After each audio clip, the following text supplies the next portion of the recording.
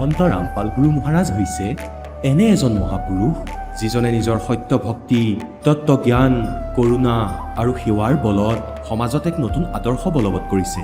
সন্ত ৰামপাল গুৰু মহাৰাজৰ নেতৃত্বত তেওঁৰ সকলো সৎলোক আশ্ৰমে কৰা বিস্ময়কৰ সমাজ কল্যাণমূলক কামে সমাজখনক সোণালী ভৱিষ্যতৰ এক নতুন আশা দেখুৱাইছে। সন্ত ৰামপাল গুৰু মহাৰাজৰ পৰা নাম দীক্ষা গ্ৰহণ কৰাৰ পিছত লাখ লাখ লোকৰ কৰ্কট ৰোগ, এইডছ আদি দুৰাৰোগ্য ৰোগ নিৰাময় হ'ল।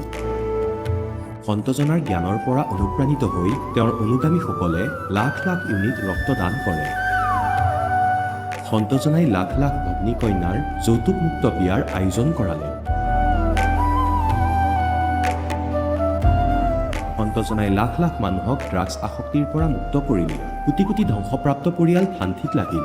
সন্তজনাৰ আশ্ৰমত সমাৱেশৰ সময়ত বিনামূলীয়া চকুৰ চিকিৎসা আৰু দন্ত চিকিৎসাৰ ব্যৱস্থা কৰা হয়। সন্ত ৰামপাল গুৰু মহাৰাজৰ দ্বাৰা পৰিৱেশ সুৰক্ষাৰ উদ্দেশ্যে সময়ে সময়ে বৃহৎ পৰিসৰত বৃক্ষৰোপণ কৰা হয়। সন্তজনাই আৰ্তজনক তাৎক্ষণিক সকাহ দিবলৈ এম্বুলেন্স সেৱা আৰম্ভ কৰিছে।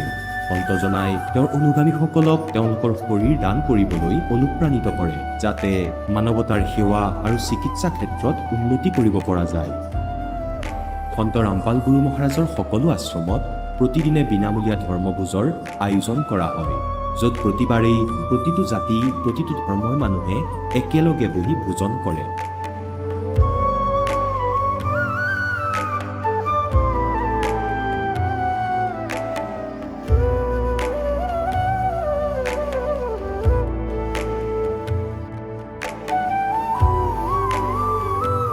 সন্ত ৰামপাল গুৰু মহাৰাজৰ আশ্ৰমত সহস্ৰাধিক বৃদ্ধ বৃদ্ধাই শ্ৰদ্ধা আৰু মৰমেৰে জীৱন যাপন কৰাৰ সুযোগ পায়। তেওঁলোকৰ থকা খোৱাৰ আৰু স্বাস্থ্যৰ সম্পূৰ্ণ দায়িত্ব সন্ত ৰামপাল গুৰু মহাৰাজে বহন কৰে। অনাথ শিশুৰ বাবে সন্ত ৰামপাল গুৰু মহাৰাজৰ সকলো আশ্ৰম বিশেষ বৰদানতকৈ কম নহয়, য'ত তেওঁলোকক শিক্ষা, সংস্কাৰ আৰু ভৱিষ্যতৰ বাবে উন্নত সুবিধা প্ৰদান কৰা হয়। বানপানী, ভূঁইকঁপ বা মহামাৰী যিয়েই নহওক, সন্ত ৰামপাল গুৰু মহাৰাজ আৰু তেওঁৰ অনুগামীসকল সদায় আৰ্তজনৰ বাবে আগ্ৰনোৱা হৈ থাকে। কোভিড মহামাৰীৰ সময়ত সন্ত ৰামপাল গুৰু মহাৰাজৰ আশ্ৰমৰ পৰা কোটি কোটি লোকক খাদ্য, ঔষধ আৰু জীৱন ৰক্ষক সামগ্ৰী যোগান ধৰা হৈছিল। দুখীয়াক সকাহ কৰাই হওক বা যিকোনো শোষিত বা নিপীড়িত শ্ৰেণীৰ অধিকাৰ আৰু মৰ্যাদাৰ বাবে যুঁজ দিয়াই হওক, সন্ত ৰামপাল গুৰু মহাৰাজে সদায় তেওঁলোকৰ সকলো ন্যায্য দাবী চৰকাৰৰ ওচৰলৈ লৈ গৈছে আৰু তেওঁলোকক উপযুক্ত ন্যায় প্ৰদানৰ ক্ষেত্ৰত গুৰুত্বপূৰ্ণ ভূমিকা পালন কৰি আহিছে।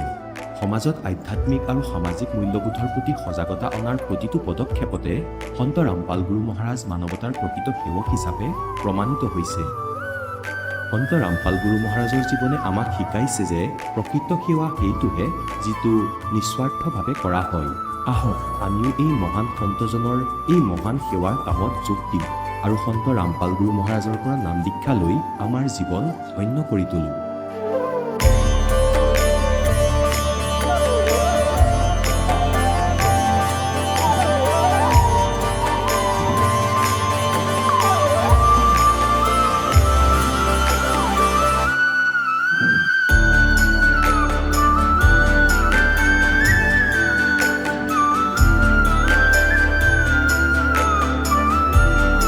আপোনালোকক পৰিয়ালৰ সৈতে সৎলোক আশ্ৰমলৈ আন্তৰিকতাৰে আমন্ত্ৰণ জনোৱা হয়।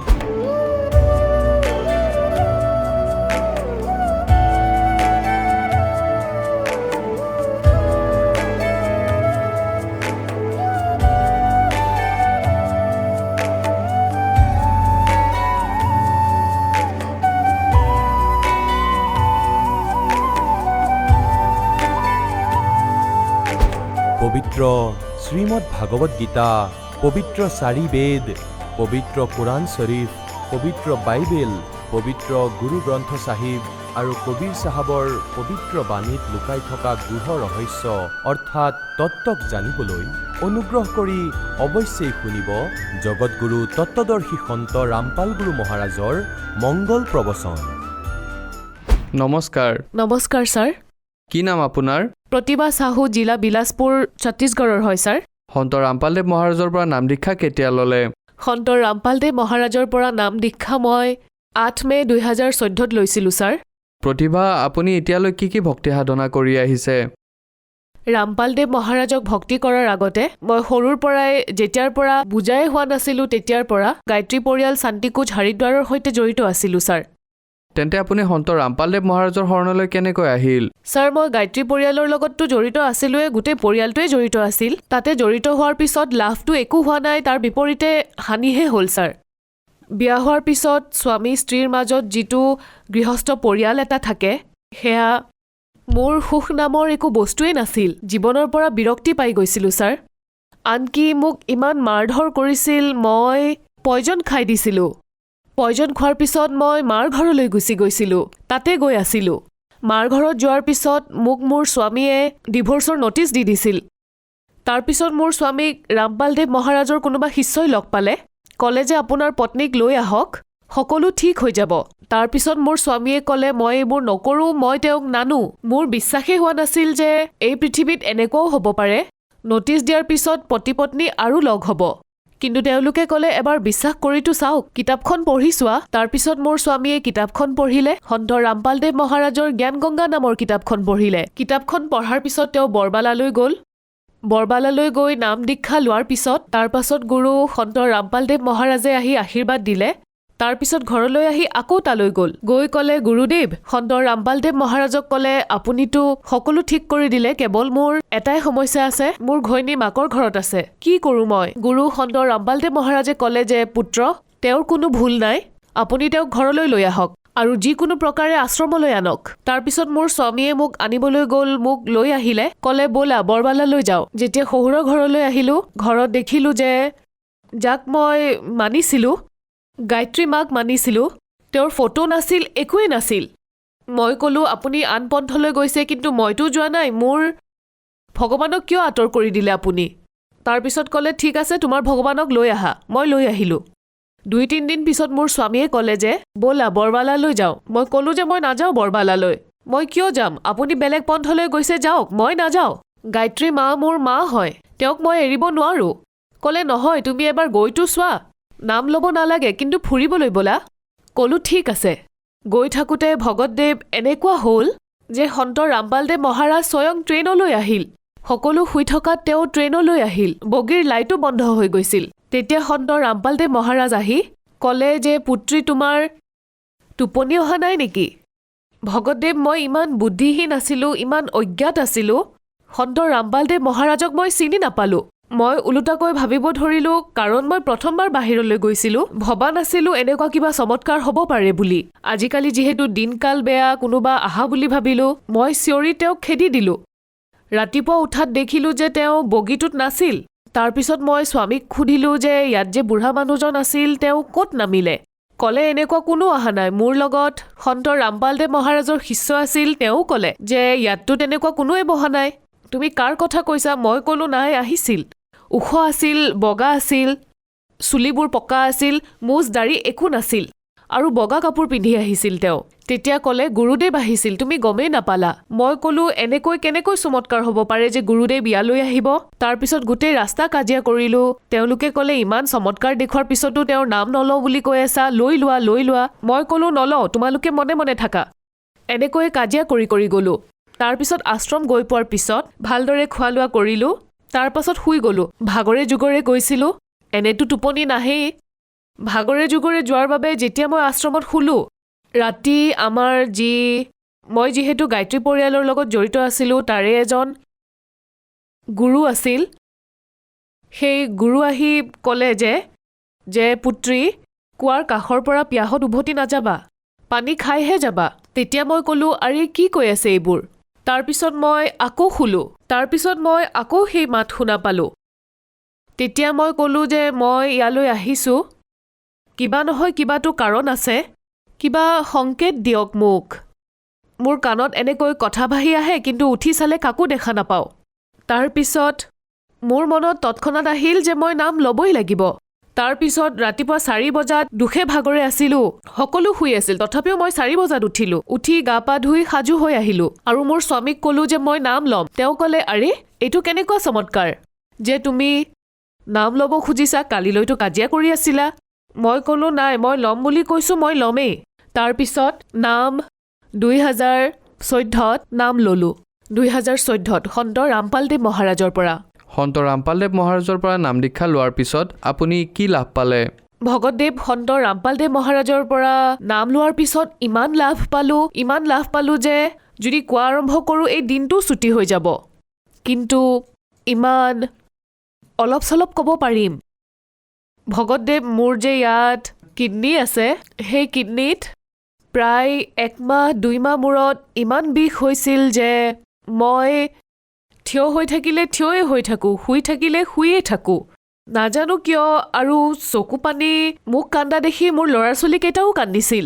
যিমান ৰাতি হ'লেও তৎক্ষণাত ডক্তৰ লৈ আহিছিল, কিন্তু একো লাভ হোৱা নাছিল। বেজী দি দিছিলে আৰু ঔষধ দি পেলাই গুচি গৈছিল। তাৰ 1 মাহ 2 মাহ পিছত আকৌ সেই একেই অৱস্থা হৈছিল। কিন্তু যেতিয়াৰ পৰা সন্ত ৰামপালদেৱ মহাৰাজৰ পৰা দীক্ষা লৈছোঁ, নাজানো সেইটো ক'ত নোহোৱা হৈ গ'ল। মোৰ এনেকুৱা লাগে এতিয়া মোৰ একো বেমাৰেই নাই। আনটো লাভ এইটো যে মোৰ এজনী জীয়ৰী আছে। তাইৰ এতিয়া 16 বছৰ হৈছে। যেতিয়া তাই 3য় শ্ৰেণীত পঢ়ি আছিল, তেতিয়া এনেকুৱা হৈছিল যে তাইৰ পেট বাধাৰ সমস্যা হৈছিল। তাই যেতিয়াই ঘৰৰ পৰা ওলায়, যোৱাৰ সময়ততো ঠিকেই থাকে, কাৰণ পঢ়া শুনাটো ভাল আছিল, গতিকে ভালদৰেই গৈছিল। আৰু ঘৰৰ পৰা বাহিৰলৈ গ'লেও সোনকালে ঘৰলৈ উভতি আহিছিল। কৈছিল যে মোৰ পিছফালে কোনোবা আছে। ইমান বেছি পেট বাধা হৈ গৈছিল। আমি আনকি ঘৰত ভালদৰে থাকিবও পৰা নাছিলোঁ। কোনোবাই কিবা নহয় কিবা যাদু কৰিয়েই থৈছিল, কিন্তু এতিয়া ঠিক হ'ল। মোৰ এটা ল'ৰা আছে ছাৰ, সি এতিয়া 14 বছৰীয়া। তাৰ পেটত গাঁঠ এটা হৈ গৈছে, কণ্ঠী মালাৰ দৰে। সি স্কুলৰ পৰা আহি পৰি গৈছিল, আমি গমেই পোৱা নাছিলোঁ। সি পৰি গ'ল। পৰাৰ পিছত আমি তাক ডক্তৰৰ ওচৰলৈ লৈ গ'লোঁ, এক্সৰে ইত্যাদি কৰালোঁ। ডক্তৰে ক'লে ইয়াৰ পেটত গাঁঠ আছে আৰু অপাৰেশ্যন কৰিলেহে ভাল পাব। তাৰ পেটত কণ্ঠীৰ মালাৰ দৰে মালা যে গাঁঠি থোৱা থাকে, ঠিক তেনেকুৱাই হৈ আছিলে।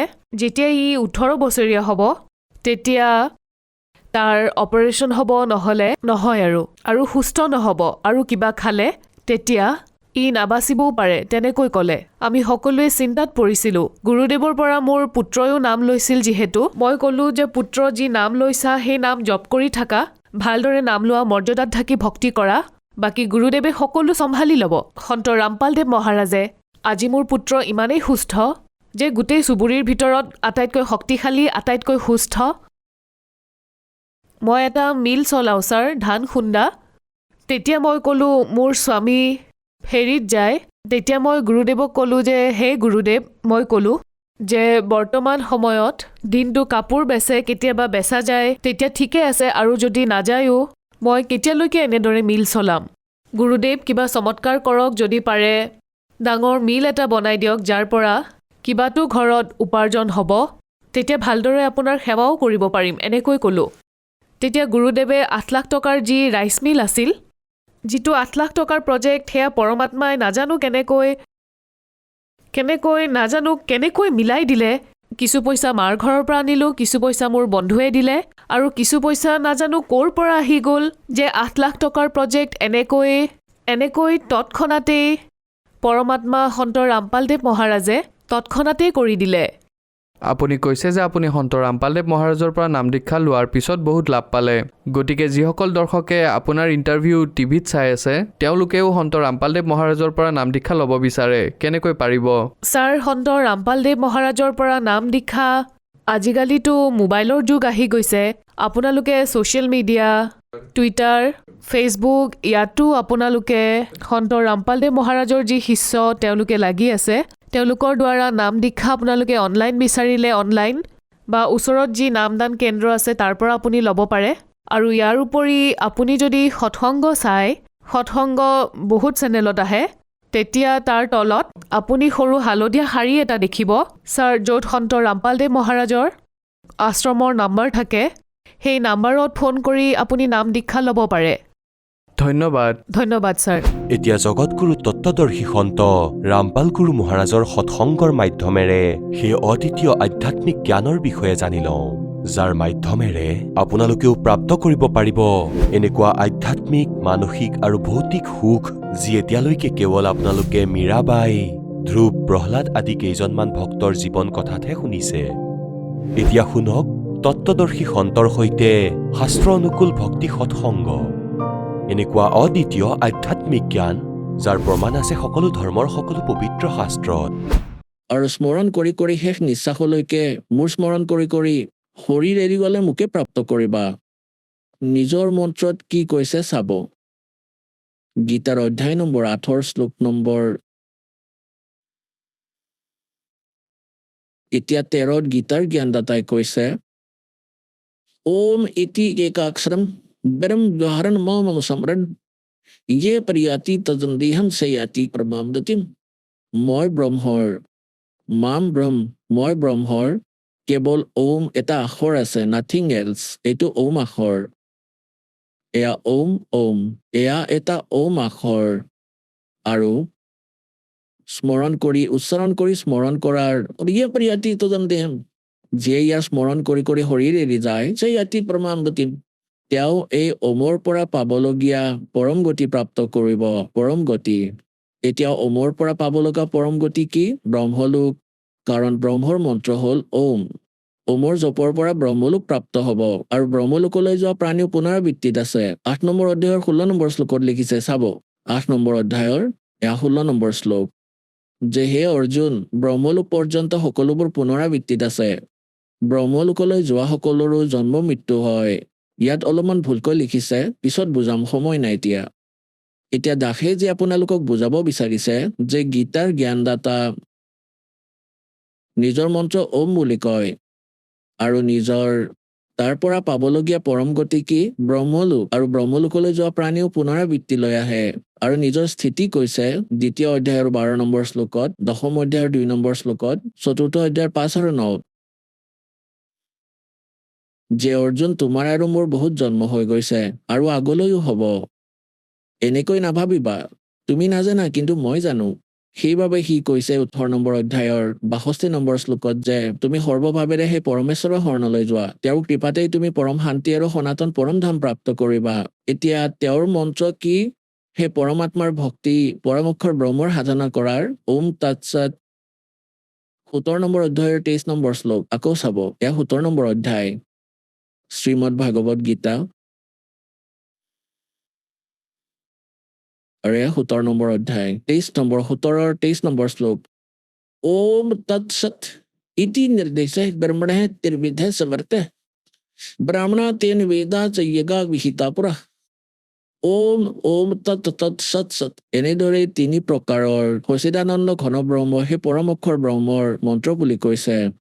এতিয়া সচিদানন্দ ঘন ব্ৰহ্ম পৰম অক্ষৰ ব্ৰহ্মৰ মন্ত্ৰ ওম তৎসৎ তেওঁক পোৱাৰ। ওমটো পুণ্যাত্মাসকল চিধা ব্ৰহ্ম অক্ষৰ পুৰুষৰ আৰু যি তৎ আছে সেয়া অক্ষৰ পুৰুষৰ। সেয়া সাংকেতিক কোড ৱৰ্ড দাসৰ লগত আছে। এই বিশ্বত আন কাৰো তাত নাই। আৰু সৎ হ'ল পৰম অক্ষৰ ব্ৰহ্মৰ এইটো কোড ৱৰ্ড সাংকেতিক শব্দ। ওম আৰু তৎ যি সাংকেতিক শব্দ এই দুয়োটাই লগ হৈ সতনাম হয় 2টা আখৰৰ। আৰু যাৰ আজিলৈকে মুক্তি হৈছে মহাপুৰুষসকলে এই সতনামৰ জপ কৰিছে। আৰু যি সৎ সেয়া সাৰনামৰ ফালে সংকেত দিয়ে। সেয়াও কোনো আন মন্ত্ৰ যি ভক্তই প্ৰাপ্ত কৰিছে সেয়া ভালদৰেই জানে। এতিয়া 8ম অধ্যায়ৰ 8, 9, 10 শ্লোক 3টা শ্লোকত গীতাৰ জ্ঞানদাতাই সেই পৰম অক্ষৰ ব্ৰহ্মৰ সেই সাধনাৰ কথা কয়। তেওঁৰ ভক্তি কৰিলে তেওঁকে পাবা। মোৰ ভক্তি কৰিলে মোক পাবা। মোৰ ভক্তি কৰিলে জন্ম মৃত্যু তোমাৰো থাকিব মোৰো থাকিব। সনাতন পৰম ধাম প্ৰাপ্ত নহয়। পৰম শান্তি হ'ব নোৱাৰে। এই স্থানৰ প্ৰাপ্তি হ'ব নোৱাৰে যলৈ যোৱাৰ পিছত সাধক আৰু কেতিয়াও সংসাৰলৈ নাহে। আৰু তাৰ অবিহনে পূৰ্ণ মুক্তি হ'ব নোৱাৰে, পৰম শান্তি হ'ব নোৱাৰে আৰু এই জন্ম মৃত্যুৰ কষ্ট মাৰ যাব নোৱাৰে। এতিয়া চাব শ্ৰীমদ ভাগৱত গীতা 8ম অধ্যায়ৰ 8, 9, 10 আপোনালোকক দেখুৱাও। অধ্যায় নম্বৰ 8 আৰু ইয়াৰ পৰা আৰম্ভ কৰিম। ইয়ালৈকেতো কৈয়ে দিলে যে হে অৰ্জুন 7মলৈকেতো সেইকাৰণে হে অৰ্জুন সকলো সময়তে মোৰ স্মৰণ কৰিবা আৰু যুদ্ধও কৰা। এই প্ৰকাৰে মোৰ তাত অৰ্পণ কৰা মনোবুদ্ধিৰ সৈতে যুক্ত হলে মোক প্ৰাপ্ত কৰিবা। আকৌ 8মত কি কৈছে? अभ्यास योग युक्तेन चेतसा न न अन्यगामिना परमं पुरुषं दिव्यं याति पार्थ अनुचिन्तन ইয়াত চাব হে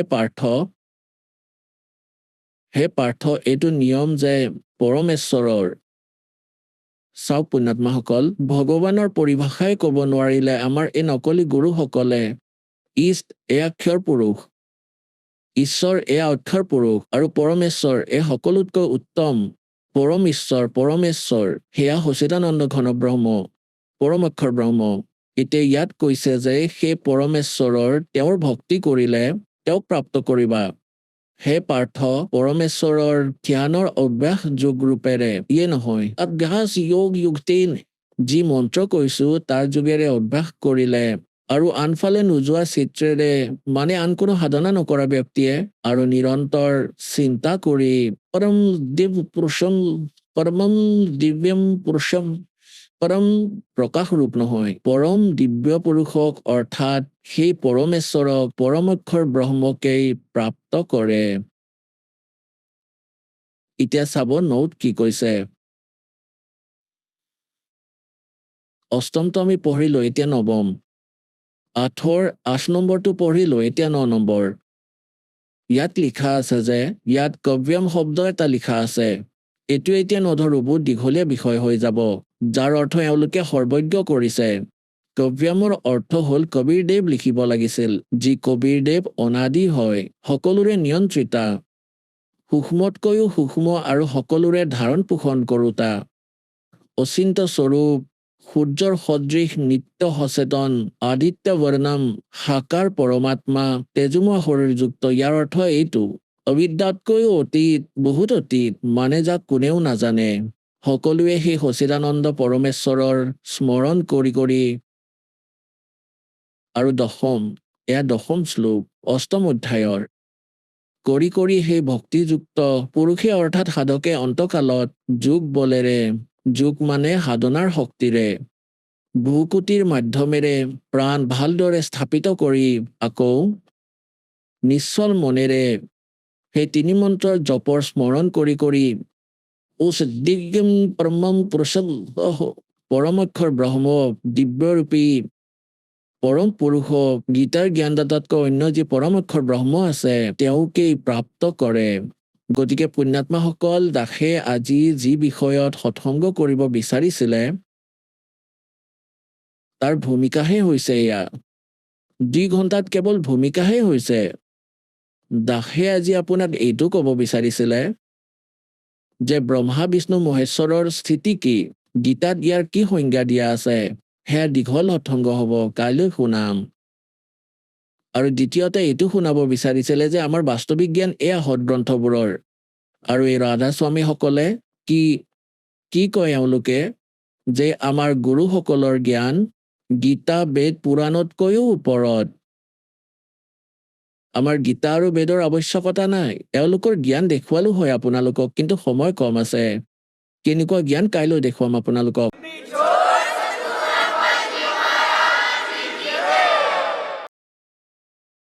পৰম পিতা পৰমাত্মা পূৰ্ণ ব্ৰহ্ম সমগ্ৰ সৃষ্টিৰ ৰচয়িতা কবিৰ পৰমেশ্বৰৰ অসীম কৃপাৰে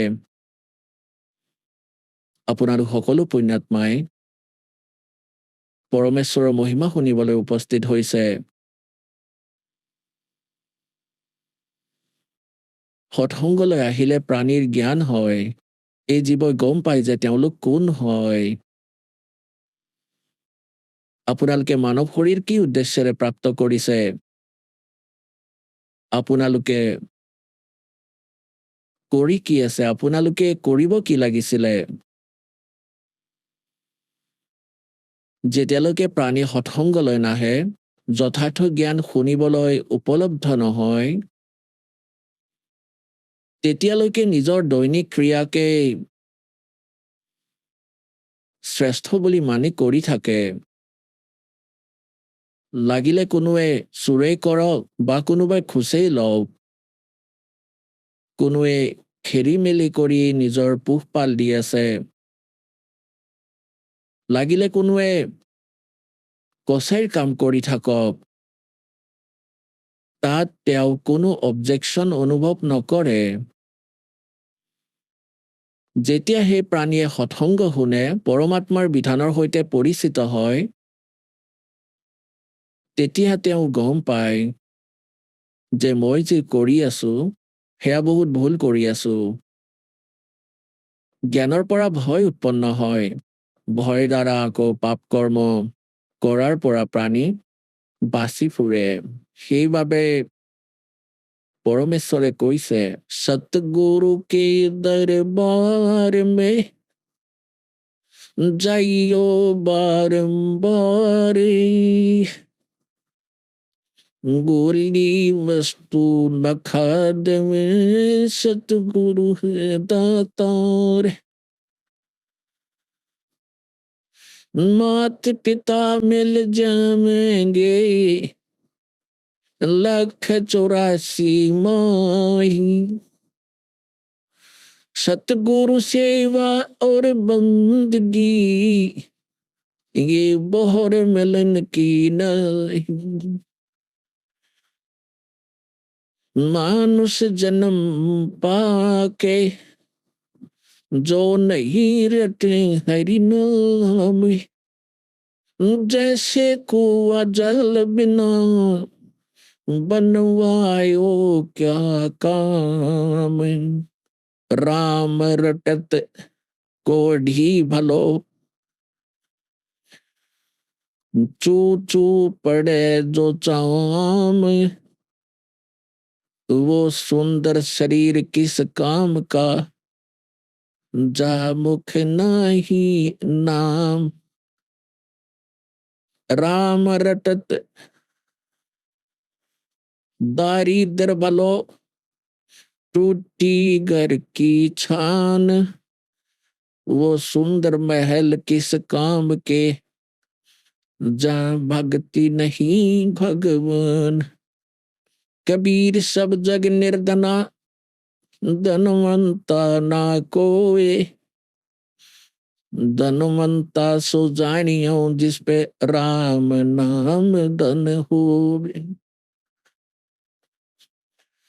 पृथ्वी पति चकवे गए, जिनके चक्र चलंत। रावण सरीखे कौन गिने, ऐसे गए अनंत।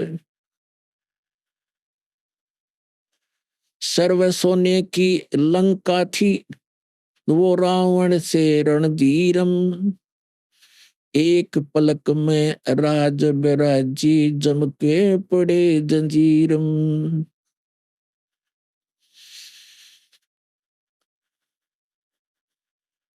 जिन हर की चोरी करी, और गए राम गुण बोले। ते बिदना बागुल किए, रहे उर्द मुख जोड़।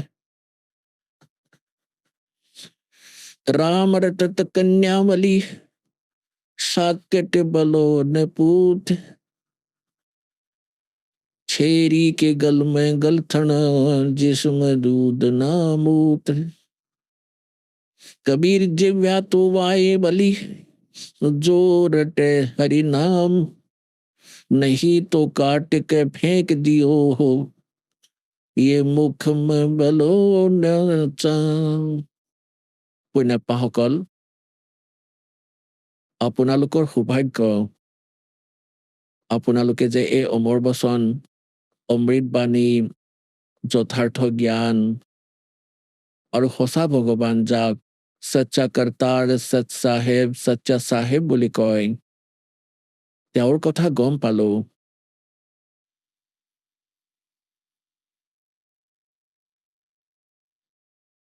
এতিয়া আপোনালোকে এই সৎসংগ শুনাৰ আগতে যি জ্ঞান প্ৰাপ্ত কৰিছিলে, তাক সঁচা বুলি মানি থৈছিলে, আৰু যি ক্ৰিয়া আপোনালোকে কৰি আছিলে, তাকে মনুষ্য জীৱনৰ মূল কৰ্তব্য বুলি জানি তাকে কৰি আহিছে। যেতিয়া আপোনালোকৰ এই জ্ঞান হ'ব, তেতিয়া আপুনি গম পাব যে আমি কি কৰিব লাগিছিল আৰু কৰি কি আছো।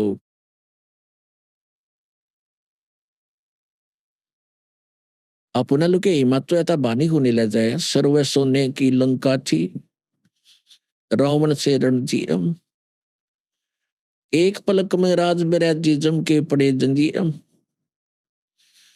मन को सुख के सागर बसरे बाई और ना ऐसा यसरे এতিয়া আমি ইয়াত সৰু মহিমা এটা প্ৰাপ্ত কৰাৰ বাবে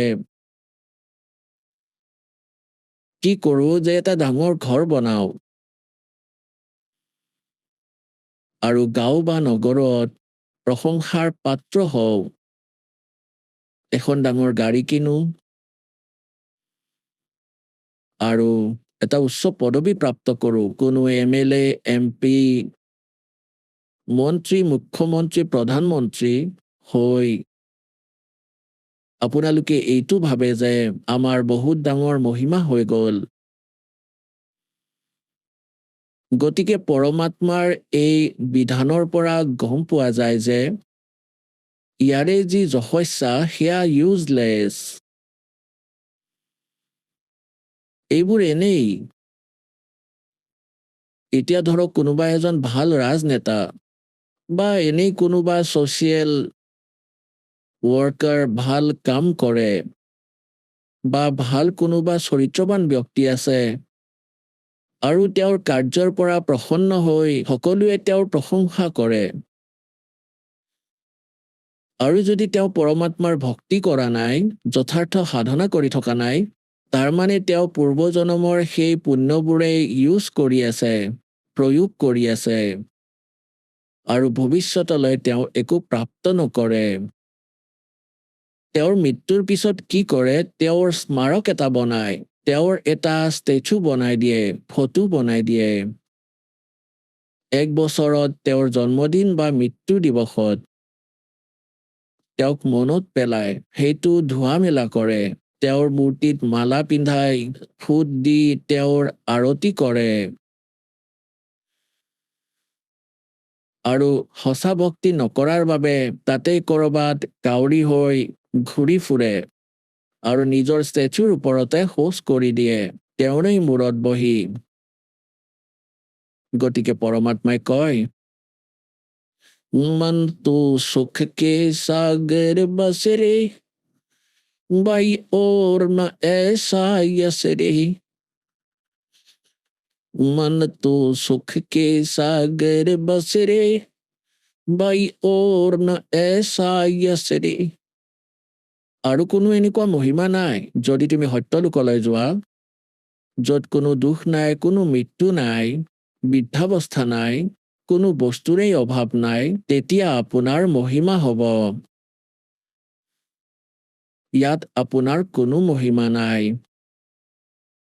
কি বুলি কয় क्या मांगो कुछ थिर न रहाई देखत नैन चला जग जाई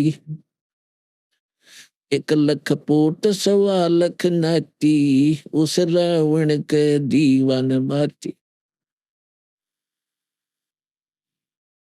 পৰমাত্মাই কয় যে আপুনি অজ্ঞান আপুনি আধ্যাত্মিক জ্ঞানহীন সেইবাবে সংসাৰৰ বস্তুবোৰকেই পদাৰ্থবোৰকেই আপুনি সন্তসকলক খুজিবলৈ আহে অথবা মন্দিৰত বা কোনো পাহাৰলৈ যলৈ আপোনালোক যায় এটা উদ্দেশ্য লৈয়ে যায় পৰমাত্মাই কয় নিসন্তানে সন্তানৰেই ডিমাণ্ড কৰে নিৰ্ধনীয়ে ধনৰ ইচ্ছা ৰাখে আৰু অন্ধই চকু বিচাৰে ৰোগীয়ে আৰোগ্য হ'ব বিচাৰে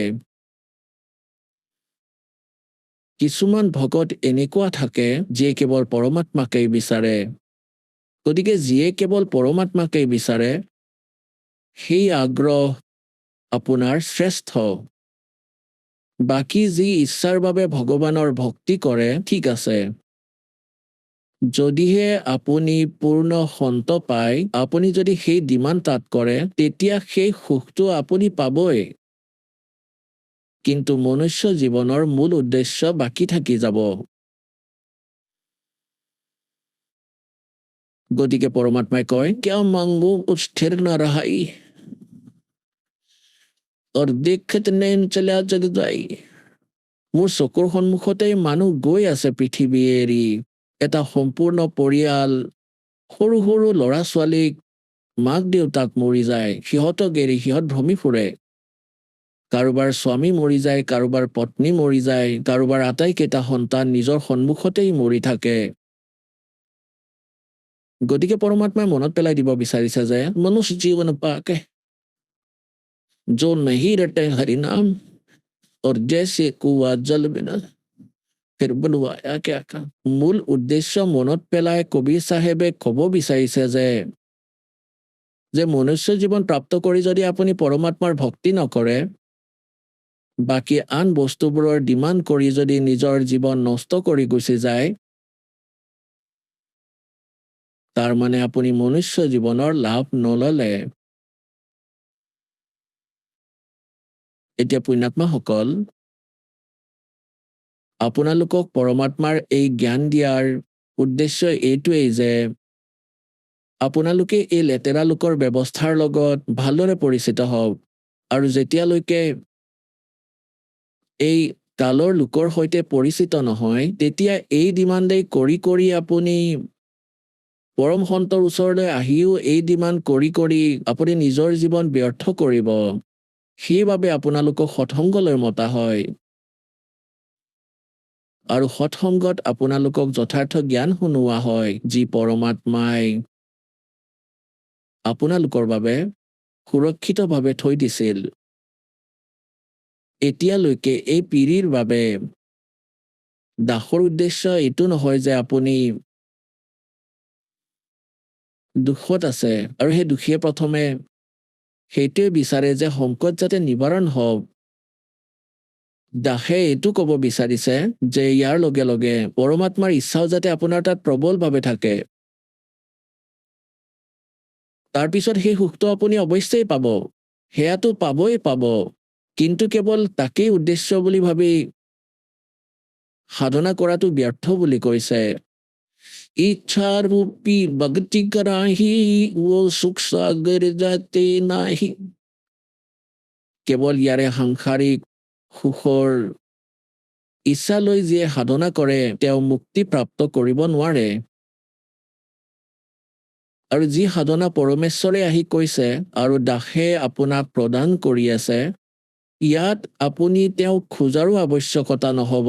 ঠিক আছে বাৰু, তেওঁ দুখী ব্যক্তি, তেওঁতো প্ৰাৰ্থনা কৰিবই যেতিয়ালৈকে তেওঁৰ সেই দুখ ভৰিত লগা কাঁইট, সেই কৰ্মৰূপী কাঁইট ওলাই নাযায়। কিন্তু মই যি আপোনালোকক সাধনা দিম, এই দাসে যি কয় পৰমাত্মাই দিয়া জ্ঞান, এই সাধনাৰে আপুনি অট'মেটিকেলি সকলো সুখ পাব। যদিহে আপুনি মৰ্যাদাত থাকি এই সাধনাক অন্তিম শ্বাসলৈ কৰি থাকে। राम नाम रटते रहो, राम नाम रटते रहो, जब तक घट में प्राण, कब हो तो दीन दयाल के बेनक पड़ेगी कान। অন্তিম শ্বাসলৈকে এই ভক্তি কৰি থাকিব। যেতিয়া ইয়াৰ ফল আহিব, পাব, তেতিয়া আপোনাৰ সৰ্বসুখ হ'ব। যেনেকৈ কোনোবাই ঘেঁহু সিঁচে, তেতিয়া ঘেঁহু সিঁচাজনৰ উদ্দেশ্য তুষ বনোৱা নহয়, পশুৰ দানা বনোৱা নহয়। তেওঁৰ উদ্দেশ্য এইটো হয় যে এই ঘেঁহু জীৱনদাতা, মোৰ সন্তানেও আহাৰ প্ৰাপ্ত কৰিব আৰু ময়ো আহাৰ প্ৰাপ্ত কৰিম। কিন্তু ঘেঁহুৰ লগে লগে সেই দানাটো অট'মেটিকেলিয়ে হৈ যায়, সেই তুহটো নিজেই নিজেই হৈ যায়। তেওঁৰ এইটো ভবাৰ আৱশ্যকতাই নাই যে মই তুহ তৈয়াৰ কৰিম। এতিয়া ঘেঁহু প্ৰাপ্ত কৰাৰ উদ্দেশ্য লৈ কৃষকে খেতি কৰে, যদি দানাকে উদ্দেশ্য বুলি ভাবি খেতি কৰে তেতিয়া সি পৰিপক্ক হ'বলৈ নিদিব। প্ৰথমেই কাটি সি পশুবোৰক দি দিব আৰু নিজেও ভোকত মৰিব আৰু তেওঁৰ পৰিয়ালো ভোকত মৃত্যু প্ৰাপ্ত কৰিব। সেইবাবে দাসে আপোনালোকক কৈছে, আপোনালোকে কেৱল এই তুঁহবোৰেই নিবিচাৰিব। এই দাসে যি আপোনালোকক বিধি কৈছে, ইয়াততো আপুনি অট'মেটিকেলি সেইবোৰ পাবই পাব। আপোনালোকে উদ্দেশ্য ৰাখক মুক্তি প্ৰাপ্তিৰ। গতিকে দাসে যি আপোনালোকক ভক্তি প্ৰদান কৰি আছে সেয়া গড গিভেন। এয়া কোনো নাটকৰ গান নহয়। এয়া পৰমাত্মাই দিয়া বিধান যে আপোনালোকৰ সন্মুখলৈ অনা হৈছে। আৰু যি মহাপুৰুষসকলে পৰমাত্মাক পালে তেওঁলোককো এই সাধনাই কোৱা হৈছিলে, যাৰ সুবিধা আজি আপোনালোকে পাইছে। গতিকে দাসে আপোনালোকক বাৰে বাৰে এইটোৱে প্ৰাৰ্থনা কৰি আছে যে এই ভক্তিক সফল কৰক। এই ভক্তি অসফল কেনেকৈ হয়? এটাটো যদি আপোনাৰ জ্ঞান দুৰ্বল হয়, ইয়াৰ বিষয়ে পৰমেশ্বৰে কয়, জ্ঞান সম্পূৰ্ণ হুয়া নাহি হৃদয় নাহি ছদায়ে, इस देखा देखी भक्ति का भाई रंग नहीं ठहरा। যেনেকৈ আপোনালোকৰ যেতিয়া জ্ঞান সম্পূৰ্ণকৈ নহয়, আপোনাৰ হৃদয়ত এই জ্ঞান সমাৱেশ নহব যে ইয়াতকৈ ডাঙৰ কোনো জ্ঞান নাই আৰু এওঁলোকতকৈ ডাঙৰ কোনো ভগৱান নাই, আৰু যি সাধনা আমি পাইছো ইয়াতকৈ অতিৰিক্ত এই পৃথিৱীত কোনো সাধনা নাই। তাৰপিছত আপুনি কোনো স্থান চিনিয়েই নাপাব আন যে মই ইয়াৰ পৰা আঁতৰি আৰু আন সন্তৰ ওচৰলৈ গৈ কল্যাণৰ ইচ্ছা কৰোঁ অথবা কষ্ট নিবাৰণৰ ইচ্ছা কৰোঁ। সেইবাবে আপোনালোকক প্ৰথমে জ্ঞান কৰোৱা হয়। পৰমাত্মাই কয় যে জ্ঞান সম্পূৰ্ণ হোৱা নাহি হৃদয় নাহি ছদায়ে, और देखा देखी भक्ति का यो रंग नहीं ठहरा। যেনে কোনো ভগতে কাৰোবাক কৈ দিলে যে মই ইমান দুখত আছিলো, এনেকুৱা বিপদ হৈছিল মোৰ, আৰু মই তাৰ পৰা দীক্ষা লোৱাৰ পিছত ঠিক হৈ গলো। এতিয়া এইটো উদ্দেশ্যলৈ যদি কোনোবা আহে ভাল কথা, যিকোনো উদ্দেশ্যলৈ যদি এই সঁচা স্থানলৈ কোনোবা আহে তাৰপিছত তেওঁক আমি প্ৰথমে জ্ঞান শুনাও। 2 দিন 3 দিন 4 দিন যেতিয়া সৎসংগ চলে তেতিয়া আমি জ্ঞান শুনাও। যি উদ্দেশ্যলৈ আহিছে, যদি ভাল উদ্দেশ্যলৈ আহিছে তেতিয়া তৎক্ষণাতে সকাহ পাব। ভগৱানটো অন্তৰ্যামী, তেওঁতো ভৱিষ্যতৰ কথাও জানে, তাৰ মনত কি আছে, আগলৈ গৈ কি খেলি মেলি কৰিব পাৰে। গতিকে সেই আধাৰতে তেওঁক সকাহ দিয়া হয়। এজন ভগতে কৈছে যে মই আহিলো, অহাৰ পিছতে মোৰ সুখ হ'ল। তেওঁৰ কি হৈছিল, তেওঁ সকলোতে ঘূৰি ফুৰি চালে আৰু সকলো ফালৰ পৰা ভাগৰি পৰিছিল। আন কোনো ৰাস্তা দেখা পোৱা নাছিল তেওঁ। পৰমাত্মাই গম পালে যে ই এতিয়া টিকিব, ই এতিয়া আৰু ভ্ৰমিত নহয়, তেতিয়া সকাহ দিয়ে। আনৰ কথা পৰমাত্মাই জানে যে ইহঁতৰ অভ্যাস হৈ গৈছে। কাৰোবাৰ কিবা কষ্ট হৈছে, ক'ব ব'ল আকলৈ তন্ত্ৰ মন্ত্ৰ কৰা এজন আছে, 500 টকালৈ জৰা ফুকা কৰে, তেতিয়া সিও সুখী আৰু জৰা ফুকা কৰাজনো। কাৰোবাৰ এনেকুৱা অভ্যাস, গতিকে সেয়া ইয়াত নচলিব। ইয়াত আমি আপোনাক পৰমাত্মাৰ সৈতে জড়িত কৰিব বিচাৰো, আৰু এটা বিপদ আপোনালোকৰ নিবাৰণ হ'ল। ইয়ালৈ নহা হলে আপোনাৰ ওপৰত বিষ্ঠা আৰু আহিলে হয়, তেতিয়া আপোনাৰ আৰু বিপদ হ'ল হয়। গতিকে ইয়ালৈ মাতি আপোনাক এনেকুৱা জ্ঞান আৰু এনেকুৱা ভক্তি দিয়া হয় যে আপোনাৰ যি আহিবলগীয়া কৰ্ম সংস্কাৰত আৰু যদি কিবা সংকট আছে সেয়াও লগে লগে সমাপ্ত কৰা হ'ব। গতিকে ইয়াত পৰমাত্মাই কয়, জ্ঞান সম্পূৰ্ণ হোৱা নাহি হৃদয় নাহি ছদায়া, और देखा देखी भक्ति का रंग नहीं ठहरा।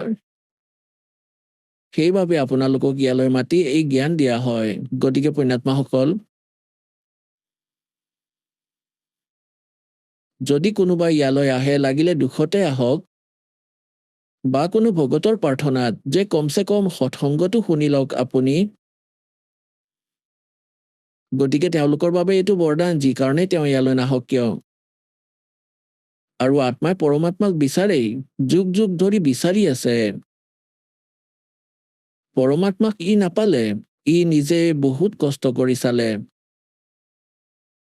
ঋষি হৈ তপস্যা কৰিলে ই, এখন ভৰিত থিয় হৈও তপ কৰিলে ই, বহি তপ কৰিলে, ধূনা লগাই ই ভ্ৰমিত হৈও চালে। ৰাজ্য ত্যাগ কৰি জংঘললৈ গুচি গল। গতিকে পৰমাত্মাক পাবৰ বাবে ই যুগ যুগ ধৰি প্ৰযত্ন কৰি আছে। কিন্তু কোৱা হয়, বস্তু কাহা খোজে কাহা, किसी विद लागे हाथ, एक पलक में पाइयो बेदी ले लो साथ।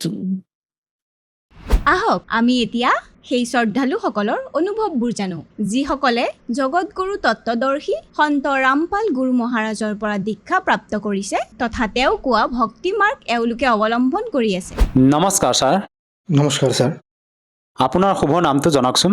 ছাৰ মোৰ নামটো বিশ্বজিৎ দেৱনাথ। আপুনি ক'ৰ পৰা আহিছে? ছাৰ মই ধুবুৰী জিলাৰ হালাকুৰাৰ পৰা আহিছোঁ। সন্ত ৰামপাল মহাৰাজৰ পৰা আপুনি নাম দীক্ষা কেতিয়া লৈছিল? ছাৰ মই সন্ত ৰামপালজী মহাৰাজৰ পৰা নাম দীক্ষা 2017 লৈছোঁ। তেখেতৰ পৰা নাম দীক্ষা লোৱাৰ আগতে আপুনি পৰম্পৰাগতভাৱে কেনেধৰণৰ ভক্তি সাধনা কৰিছিল? ছাৰ মই জগতগুৰু সন্ত ৰামপালজী মহাৰাজৰ পৰা নাম লোৱাৰ আগতে মই পৰম্পৰাগত সাধনা কৰিছিলোঁ। মই সদায় হনুমান চালিচা পাঠ কৰিছিলোঁ। মই অনুকূলৰ পৰা দীক্ষা লৈছিলোঁ, অনুকূলৰ পন্থৰ পৰা সেইটো মন্ত্ৰ জপ কৰি আছিলোঁ। আৰু মোৰ দেউতাকে বালক ব্ৰহ্মচাৰীৰ শিষ্য আছিল, তেখেতে ৰাম নাৰায়ণ ৰাম মন্ত্ৰ জপ কৰিছিলে, মই সেইটো কৰিছিলোঁ। আৰু বিভিন্ন অনুষ্ঠানত মই গৈছিলোঁ তেখেতৰ। ছাৰ, যিহেতু আপুনি জনালে যে আপুনি অনুকূল ঠাকুৰৰ পন্থত গৈ আপুনি ভক্তি সাধনা কৰিছিলে, লগতে আপোনাৰ পৰিয়ালৰ লোকে যেনেদৰে সাধনা কৰিছিলে সেই হিচাপে আপুনিও কৰি আছিলে, তেনে ক্ষেত্ৰত ছাৰ আপুনি সন্ত ৰামপাল মহাৰাজৰ শৰণলৈ কিয় আহিব লগা হ'ল? ছাৰ মই যিটো পৰম্পৰাগত ভক্তি সাধনা কৰি আছিলোঁ তাত মই বিভিন্ন সমস্যাৰ সন্মুখীন হ'ব লগা হৈছিল। মোৰ বেমাৰতে মই বহুত দুখ পাইছিলোঁ আৰু মানসিকভাৱেও মই দুখ পাইছিলোঁ। আৰু ঘৰত সদায় কাজিয়া হৈ থাকিছিলে, কেতিয়াও শান্তিত থাকিব পৰা নাছিলোঁ। কাৰোবাৰ নহয় কাৰোবাৰ লগত ঘৰত কাজিয়া হৈয়ে আছিলে সদায়। আৰু ছাৰ আপোনাৰ অনুভৱ জানিব বিচাৰিছোঁ, আপুনি যি বেমাৰৰ কথা ক'লে সেই অনুভৱ আমাৰ দৰ্শকসকলক কওক। কেনেধৰণৰ আপুনি বেমাৰত আক্ৰান্ত হৈছিলে যাৰ বাবে নেকি সন্ত ৰামপাল গুৰু মহাৰাজৰ শৰণলৈ আহিব লগা হ'ল? ছাৰ মই যেতিয়া জগতগুৰু সন্ত ৰামপালজী মহাৰাজৰ শৰণত আহোঁ, তাৰ আগতেতো মই বেলেগ ভক্তি সাধনা কৰি আছিলোঁ। তেতিয়া মোৰ চকুৰ ইমান প্ৰব্লেম হৈছিলে, মই 1 মিনিটমানো কিতাপৰ ফালে চাই থাকিব পৰা নাছিলোঁ। মোৰ চকুটো বাৰে বাৰে বন্ধ হৈ গৈছিলে, জাপ খাইছিলে।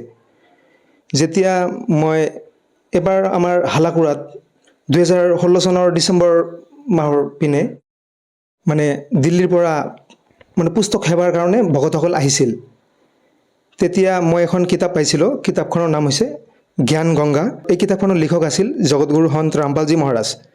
যেতিয়া মই এই কিতাপখন পঢ়িবলৈ আৰম্ভ কৰিলোঁ, মোৰ যি চকুৰ সমস্যাটো আছিলে, মই কিতাপৰ ফালে 1 মিনিট চাই থাকিব নোৱাৰিছিলোঁ, মোৰ চকুটো বাৰে বাৰে বন্ধ হৈ গৈছিলে।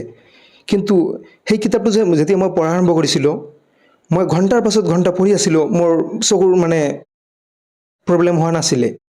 আৰু কিতাপত যিটো জ্ঞান আছিলে, জ্ঞানটো পঢ়ি মই শাস্ত্ৰৰ লগত মিলাইছিলোঁ, গীতাৰ লগত মিলাইছিলোঁ, মিলিছিলে। আৰু কিতাপটো পঢ়ি মোৰ মনৰ ভিতৰত যিবোৰ প্ৰশ্ন আছিলে সেইবোৰৰ মই উত্তৰ পাবলৈ আৰম্ভ কৰিছিলোঁ। ছাৰ, এইটো আচৰিত কথা, আপুনি যিহেতু আপোনাৰ যি চকুৰ সমস্যাত ভুগি আছিলে, আপুনি সন্ত ৰামপাল গুৰু মহাৰাজৰ জ্ঞান গংগা নামৰ পুথিখন পঢ়ি আপুনি সেই চকু যিটো সমস্যা তাৰ পৰা আপুনি পৰিত্ৰাণ পালে। আপুনি সেই চকু সমস্যাৰ বাবে ডক্টৰৰ কাষলৈ গৈছিল নে ছাৰ? ছাৰ মই গৈছিলোঁ, নেপালত কেইবাবাৰ গৈছিলোঁ, মেচি নেত্ৰালয়লৈ গৈছিলোঁ, কিন্তু বিশেষ একো লাভ পোৱা নাছিলোঁ, ঔষধ খায়েই আছিলোঁ।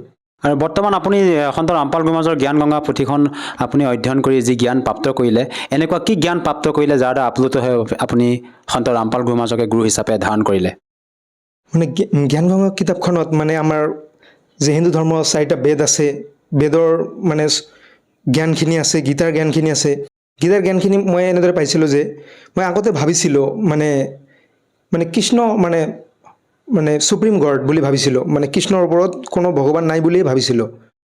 যেতিয়া মই জগতগুৰু সন্ত ৰামপালজী মহাৰাজৰ জ্ঞানগংগা কিতাপখন পঢ়িলোঁ, তাত মই পালোঁ যে গীতাত 18 অধ্যায়ৰ 62 নম্বৰ শ্লোকত দিয়া আছে, অৰ্জুনক কৈ আছে যে তুমি পৰমেশ্বৰ শৰণলৈ গুচি যোৱা, তাৰ শৰণত গ'লে তুমি পৰম সনাতন ধাম প্ৰাপ্ত হ'বা। তেতিয়া মই গম পালোঁ যে শ্ৰীকৃষ্ণ মানে দেৱতা হয়, বিষ্ণুৰ অৱতাৰ, মানে শতগুণ বিভাগৰ এজন মানে দেৱতা, কিন্তু তেখেত মানে পূৰ্ণ পৰমাত্মা নহয়। পূৰ্ণ পৰমাত্মা অইন কোনোবাহে, যিহেতু গীতাত সেইটো লিখা আছে। তাৰ পৰা মই গম পালোঁ যে পূৰ্ণ পৰমাত্মা মানে অইন কোনোবা হয়। জ্ঞানগংগা কিতাপখন মই যেতিয়া ভালদৰে পঢ়িলোঁ, তেতিয়া মই জানিব পাৰিলোঁ যে পূৰ্ণ পৰমাত্মা কবীৰদেৱ। ঋকবেদতো 25 ঠাইত মান দিয়া আছে যে পূৰ্ণ পৰমাত্মা কবীৰদেৱ বুলি দিয়া আছে। বেদত এইটোও লিখা আছে কবীৰ অংঘাৰিয়সী বম্ভাৰিয়সী, মানে কবীৰদেৱ বা কবীৰ পূৰ্ণ পৰমাত্মা অংঘাৰিয়সী মানে পাপ নাশকাৰী, আৰু বম্ভাৰিয়সী মানে বন্ধন নাশকাৰী। ইয়াৰ পৰা মই গম পালোঁ যে পূৰ্ণ পৰমাত্মা কবীৰদেৱ হয়। আৰু সেইটো জনাৰ পিছত মই মানে তেতিয়া মোৰ মানে স্ক্ৰীন টাচ মানে এণ্ড্ৰইড ফোনো নাছিলে, তেতিয়া ফোন অহা যোৱাৰ সাধাৰণ এটা ফোন আছিলে। সেইটো মোবাইলেৰে মই কিতাপত যিটো ফোন নম্বৰ দিয়া আছিলে তাত মই মেছেজ কৰিলোঁ, মানে মেছেজ পঠালোঁ যে মই কেনেদৰে নাম দীক্ষা ল'ব পাৰোঁ। মই মেছেজ মানে পঠোৱাৰ 2 দিনমান পিছত হাৰিয়ানাৰ পৰা ফোন কল আহিছিলে, আপুনি নাম দীক্ষা ল'ব বিচাৰে নেকি? মই কৈছিলোঁ হয় মই ল'ব বিচাৰোঁ, কিন্তু তেতিয়া মই 2017 কথা, তেতিয়া মই অলপ সৰুও আছিলোঁ, আৰু ইমান দূৰ মই কেনেকৈ যাম হাৰিয়ানালৈ নাম দীক্ষা লোৱাৰ কাৰণে এই অসমৰ পৰা। মই কেতিয়াও মানে ইমান দূৰলৈ যোৱাই নাছিলোঁ। তেতিয়া মানে ভকতসকলে জনালে যে আপোনাৰ ইমান দূৰলৈ আহিব নালাগে, আপোনালোকৰ অসমতে নাম দীক্ষা কেন্দ্ৰ আছে, তাৰ পৰা আপুনি নাম ল'ব পাৰিব। আৰু মোৰ নাম দীক্ষাৰ মানে ফোন নম্বৰটো দি দিলে। তেতিয়া আমাৰ অসমত ডিব্ৰুগড়ত নাম দীক্ষা কেন্দ্ৰ আছিলে, আৰু তাৰ লগত মই যোগাযোগ কৰি ডিব্ৰুগড় জিলাৰ নাহৰকটীয়া নামধাৰণ কেন্দ্ৰৰ পৰা জগতগুৰু সন্ত ৰামপালজী মহাৰাজৰ পৰা নাম দীক্ষা ল'লোঁ। ছাৰ, আপুনি যিহেতু সন্ত ৰামপাল গুৰুমাজৰ জ্ঞানগংগা নামৰ পুথিখন অধ্যয়ন কৰি ভালদৰে জ্ঞান বুজি তেখেতৰ শৰণাগত হৈ বৰ্তমান আপুনি ভক্তি সাধনা কৰি আছে, আমি আপোনালোকৰ গুৰু সন্ত ৰামপাল গুৰুমাজৰ শিষ্যসকলৰ যেতিয়া অনুভৱ শুনো, তেওঁলোকে নিজৰ অনুভৱ দাঙি ধৰে যে তেখেতৰ পৰা নাম দীক্ষা লোৱাৰ পিছতে বিভিন্ন প্ৰকাৰে লাভ পায়। আপুনি সন্ত ৰামপাল মহাৰাজৰ পৰা নাম দীক্ষা লোৱাৰ পিছত কেনেধৰণৰ লাভ পাইছে ছাৰ? ছাৰ, মই যেতিয়া জগতগুৰু সন্ত ৰামপালজী মহাৰাজৰ পৰা নাম দীক্ষা মানে ল'বলৈ ওলাইছিলোঁ ঘৰৰ পৰা, তেতিয়া মই মানে পাইলছৰ বেমাৰত মানে ভুগি আছিলোঁ। মই ভকতসকলক, আশ্ৰমৰ ভকতসকলক এইটোও জনাইছিলোঁ যে মই পাইলছৰ বেমাৰত ভুগি আছোঁ, মই বহিবই নোৱাৰোঁ। মই ডিব্ৰুগড়ো আমাৰ ধুবুৰী জিলাৰ পৰা বহুত দূৰত অৱস্থিত, মই ইমান দূৰ বাট মই মানে কেনেদৰে যাম, মইতো বহিবই নোৱাৰোঁ, মই থিয় হৈ থাকিব লাগে। তেতিয়া ভকতসকলে জনাইছিলে যে আপুনি পৰমাত্মাৰ কাৰণে 1 খোজ আগবাঢ়ক, পৰমাত্মাই আপোনাৰ কাৰণে মানে 100 খোজ আগবাঢ়ি আহিব। সেইটো মই তেনেদৰে কৰিছিলোঁ, আৰু মোৰ যোৱাৰ সময়ত কোনো মানে প্ৰব্লেম হোৱা নাছিলে। আৰু নাম দীক্ষাৰ যেতিয়া মই লওঁ, তাত মই ভাণ্ডাৰা কৰিছিলোঁ, কৰি তাত থকা আশ্ৰমৰ মানে লেট্ৰিনত যেতিয়া মই গৈছিলোঁ, তেতিয়া মই গম পাইছিলোঁ যে মোৰ পাইলছৰ প্ৰব্লেমটো নোহোৱা হৈ গৈছে। মানে সেইদিনাই মানে নাম লোৱাৰ অলপ পিছতে মই লাভ পাইছিলোঁ। ছাৰ, এইটো আচৰিত কথা, এজন সন্তৰ পৰা নাম দীক্ষা লৈ আপুনি যি আপোনাৰ পাইলছ ৰোগত আপুনি আক্ৰান্ত আছিলে তাৰ পৰা পৰিত্ৰাণ পাইছে। সন্ত ৰামপাল গুৰুমাজে আপোনাক এনেকুৱা কি ভক্তিবিধি প্ৰদান কৰিলে যাৰ দ্বাৰা নেকি আপুনি এই পাইলছ ৰোগৰ দৰে মাৰাত্মক ৰোগৰ পৰা পৰিত্ৰাণ পাইছে? জগতগুৰু সন্ত ৰামপালজী মহাৰাজে আমাক শাস্ত্ৰ অনুকূল ভক্তি সাধনা দিয়ে, যিটো আমাৰ 4 বেদ, 18 পুৰাণ, গীতা এইবোৰত প্ৰমাণিত মানে ভক্তি আমাক প্ৰদান কৰে। শাস্ত্ৰ অনুকূল ভক্তি কৰিলে আমাৰ ডাঙৰৰ পৰা ডাঙৰ বেমাৰ মানে পৰমাত্মাই দূৰ কৰি দিয়ে, আৰু ভকতসকলক মানে সুখী কৰি দিয়ে। ছাৰ, এতিয়া আৰু আপোনাৰ অন্য অনুভৱ জানিব বিচাৰিম, ইয়াৰ উপৰি আপুনি কেনেধৰণৰ আৰু লাভ পাইছে? ছাৰ, শাৰীৰিক লাভটো পাইছোঁৱেই, মোৰ মনত বহুতো প্ৰশ্ন আছিলে। মই যেতিয়া জগতগুৰু সন্ত ৰামপালজী মহাৰাজৰ শৰণত আহিছিলোঁ, তাৰ আগতে মোৰ মনত মানে বহুতো প্ৰশ্নৰ উদয় হৈ আছিলে যে ইমানবোৰ ধৰ্ম কিয়? ভগৱানে মানে কিয় ইমানবোৰ ধৰ্ম বনালে? মানে এটা ধৰ্মৰ মানুহে আন এটা ধৰ্মৰ মানুহক মানে বেয়া পায়, ঘৃণা কৰে, এটা ধৰ্মৰ মানুহে আন এটা ধৰ্মৰ মানুহৰ লগত কাজিয়া কৰে, বহুতো মানে সমস্যা মই দেখা পাইছিলোঁ। মই ভাবিছিলোঁ ভগৱানে ইমানবোৰ মানে ধৰ্ম কিয় বনালে? যেতিয়া মই জগতগুৰু সন্ত ৰামপালজী মহাৰাজৰ জ্ঞানগংগা কিতাপখন পঢ়িলোঁ তেতিয়া মই জানিব পাৰিলোঁ যে পূৰ্ণ পৰমাত্মাই কোনো মানে ইমান ধৰ্ম বনোৱা নাছিলে। পূৰ্ণ পৰমাত্মাৰ এটাই ধৰ্ম আছিল, মানে আদি সনাতন ধৰ্ম। এই আমি যিখন মানে ব্ৰহ্মাণ্ডত বাস কৰি আছোঁ, এই ব্ৰহ্মাণ্ডৰ মানে গৰাকী হৈছে জ্যোতিনিৰঞ্জন বা মহাকাল বুলি কোৱা হয়। এই মহাকালে মানে গম পায় যে পূৰ্ণ পৰমাত্মা কলিযুগৰ মানে এই সময়টোত পৃথিৱীত অৱতাৰ হৈ আহি এই সত্য জ্ঞানটো প্ৰচাৰ কৰে। সেয়ে তেখেতে মানে ইমানবোৰ আমি যদি মানে গ্ৰন্থবোৰ চাওঁ, আমি জানিম যে সত্য ত্ৰেতা দ্বাপৰ যুগত ইমানবোৰ ধৰ্ম নাছিলে, এটাই ধৰ্ম আছিল সনাতন ধৰ্ম। কলিযুগ অহাৰ লগে লগে ইমানবোৰ ধৰ্ম কিয় হ'ল? আমি যদি চাওঁ ইছলাম ধৰ্ম 1400 বছৰমান আগত আহিছে, খ্ৰীষ্টান ধৰ্ম 2000 বছৰমান আগত, মানে যিমানবোৰ ধৰ্ম যদি আমি চাওঁ 2000 বছৰৰ ভিতৰতে মানে সৃষ্টি হৈছে। ছাৰ, আমাৰ যিহেতু ভাৰতবৰ্ষত লাখৰ তুলনাত আধ্যাত্মিক গুৰু আছে, আপুনি এজন শিক্ষিত যুৱক হিচাপে আপুনি তেখেতৰ জ্ঞান বুজি সন্ত ৰামপাল গুৰু মহাৰাজৰ শৰণ গ্ৰহণ কৰিলে। এনে ক্ষেত্ৰত ছাৰ আমি জানিব বিচাৰিম, যিহেতু আমাৰ অসংখ্য আধ্যাত্মিক গুৰু আছে, এজন প্ৰকৃত সৎগুৰুক আমি কেনেকৈ নিৰ্ণয় কৰিম? আমাৰ ভাৰতবৰ্ষত মানে হেজাৰ হেজাৰ গুৰু আছে। আমি প্ৰকৃত মানে গুৰুক এনেদৰে গম পাম যাৰ জ্ঞানৰ লগত মানে শাস্ত্ৰৰ মিল আছে। মানে গুৰুজনে যিটো কথা কৈছে মানে এনে ক'লেতো নহ'ব, মানে শাস্ত্ৰত সেইটো প্ৰমাণ থাকিব লাগিব। অকল জগতগুৰু সন্ত ৰামপালজী মহাৰাজে মানে শাস্ত্ৰ খুলি মানে আমাক দেখুৱাই দিয়ে যে গ্ৰন্থখনত, বেদত, গীতাত এইটো লিখা আছে, আপোনালোকে এইটো কৰিব লাগে। কিন্তু বাকী যিবোৰ গুৰু আছে মানে শাস্ত্ৰৰ জ্ঞানটো মানে প্ৰমাণসহ মানে ব্যাখ্যা দাঙি নধৰে। ছাৰ, আধুনিকতাৰ এই যুগত সকলোৱে বিজ্ঞানকে সৰ্বেসৰ্বা বুলি মানে, তেনে ক্ষেত্ৰত এজন গুৰু ধাৰণ কৰি আমি ভক্তি কৰাৰ কিয় প্ৰয়োজন ছাৰ? ছাৰ, আমি মানে আধুনিক যুগ বৰ্তমান চলি আছে, কিন্তু আমাৰ মানৱ জীৱনৰ প্ৰধান উদ্দেশ্য হৈছে মোক্ষ প্ৰাপ্তি কৰা। মানৱ জীৱনটো আমি বাৰে বাৰে অতি সহজে লাভ কৰিব নোৱাৰোঁ, আৰু মানৱ জীৱনটো এবাৰ হাতৰ পৰা গুচি গ'লে আমি বহুত মানে পস্তাব লাগে। কবিৰ চাহেবৰ এটা বাণীত আছে, মানৱ জীৱন দুৰ্লভ হে মিলে না বাৰম্বাৰ, জেছে তৰবৰ সে পাত্তা টুট গিৰে বহুৰ না লাগতা ডাৰ। আৰু আমাৰ ধৰ্মগুৰুসকলেও কয়, আৰু আমাৰ গ্ৰন্থবোৰতো আছে যে আমি ভক্তি কৰিব লাগে, আৰু আমি সত্য ভক্তি কৰিব লাগে। সত্য ভক্তি কৰিলেহে আমি মোক্ষ প্ৰাপ্ত কৰিব পাৰোঁ। সেয়ে আমি মানে ভক্তিও কৰিব লাগে। ছাৰ, যিহেতু আপুনি আপোনাৰ অনুভৱ আজি দাঙি ধৰিলে আমাৰ দৰ্শকসকলৰ সন্মুখত, আপুনি সন্ত ৰামপাল গুৰু মহাৰাজৰ পৰা নাম দীক্ষা লোৱাৰ পিছতে আপুনি বিভিন্ন প্ৰকাৰে লাভ পাইছে। যিসকল দৰ্শকে আজি আপোনাক টিভি স্ক্ৰীণত চাই আছে, আপুনি তেওঁলোকক কি বাৰ্তা দিব বিচাৰে যাতে তেওঁলোকেও আপোনাৰ দৰেই উপকৃত হ'ব পাৰে? মই দৰ্শকসকলক এইটোৱে মানে প্ৰাৰ্থনা জনাওঁ যে মই জগতগুৰু সন্ত ৰামপালজী মহাৰাজৰ পৰা তেতিয়া মই নাম দীক্ষা লোৱাই নাছিলোঁ। যেতিয়া মোৰ আগৰ পৰাই চকুৰ প্ৰব্লেম আছিলে, মই ইতিমধ্যে মানে সেইটো কৈছোঁ আপোনালোকক, যে মই কোনো কিতাপে মই মানে 1 মিনিটৰ বেছি মানে চাবই পৰা নাছিলোঁ। মোৰ চকুটো অকলে মানে বন্ধ হৈ গৈছিলে। যেতিয়া জগতগুৰু সন্ত ৰামপালজী মহাৰাজৰ কিতাপটো মই পঢ়া আৰম্ভ কৰিছিলোঁ, মই ঘণ্টাৰ পাছত ঘণ্টা মানে পঢ়িব পাৰিছিলোঁ। আৰু মোৰ ইমানেই সমস্যা আছিলে যে মই নাম দীক্ষা কেন্দ্ৰলৈ মানে যোৱাটো মোৰ কাৰণে মানে অসাধ্য আছিলে, কাৰণ মই বহিবই পৰা নাছিলোঁ। যেতিয়া মই যাবলৈ আৰম্ভ কৰিলোঁ, তেতিয়াই মোৰ মানে প্ৰব্লেমটো মানে নোহোৱা হ'বলৈ ধৰিলে। আৰু নাম দীক্ষা লোৱাৰ পাছত মোৰ পালছৰ প্ৰব্লেমটো মানে সম্পূৰ্ণৰূপে ভাল হৈ গ'ল। তা আপোনালোকে যদি এনেকুৱা লাভ পাব বিচাৰে, তেনেহ'লে জগতগুৰু সন্ত ৰামপালজী মহাৰাজৰ পৰা নাম দীক্ষা লওক আৰু আপোনালোকৰ কল্যাণ কৰাওক। আপোনালোকে জগতগুৰু সন্ত ৰামপালজী মহাৰাজৰ সৎসং শ্ৰৱণ কৰক, জ্ঞানগংগা কিতাপখন পঢ়ক, আৰু আপোনালোকে যদি নাম দীক্ষা ল'ব খোজে তেনেহ'লে জগতগুৰু সন্ত ৰামপালজী মহাৰাজৰ সৎসংগত মানে যিটো মানে ফোন নম্বৰৰ লাইন তলত দিয়া থাকে, সেইটোত যোগাযোগ কৰি আপোনালোকৰ ওচৰৰ নাম দীক্ষা কেন্দ্ৰত যোগাযোগ কৰি আপোনালোকে নাম দীক্ষা ল'ব পাৰে। ধন্যবাদ থাকিল ছাৰ। সৎ চাহেব।